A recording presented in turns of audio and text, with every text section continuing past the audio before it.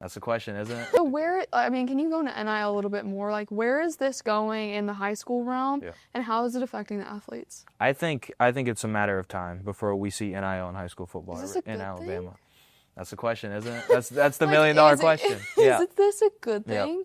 It's interesting because on one part of it, it's a chance for, some would say, generational wealth for 17-year-olds, for 16-year-olds who are, just getting their status up. And we see what it is in college now. These freshmen are getting paid millions of dollars to come to schools. Oh my gosh, And then you take that and you just take it a level lower. The money won't be, $5 million, $10 million, whatever it is for the top recruits. It'll be maybe even $1 million. Trent Seaborn, quarterback for Thompson High School, got offered $1 million by a trading card company to move states to a state for NIL, and they'd pay him.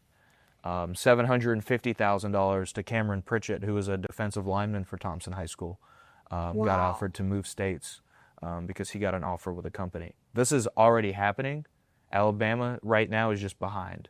And where the question lies is, how long are you going to sit and research this? How many players are you going to lose doing that? Okay. Caleb Holt, Buckhorn High School, was the top player in the state of Alabama a few years ago, transferred to Georgia for NIL money.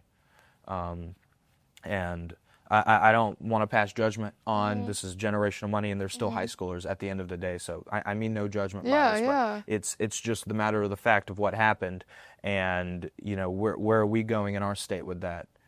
Honestly, I don't know. I think that it's the generational money, but there's also another aspect of it, which is the shadiness of it. Like what? What does that entail? You can't deny the fact that you can't deny a kid at a 3A or a 2A school, a lower classification school, and if he's really good and he's getting highly recruited, and if NIL is legal in this state, what's stopping him from moving up to a 7A, moving up to a 6A where a brand deal is available?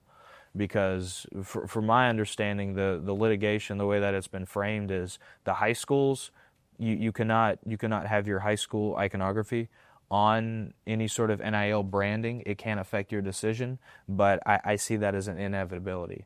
Because if you're a big money donor for a high school and you're supplying the school with money and you want to make your team better, well, now you have another avenue other than donating to the athletic fund or donating to the booster club.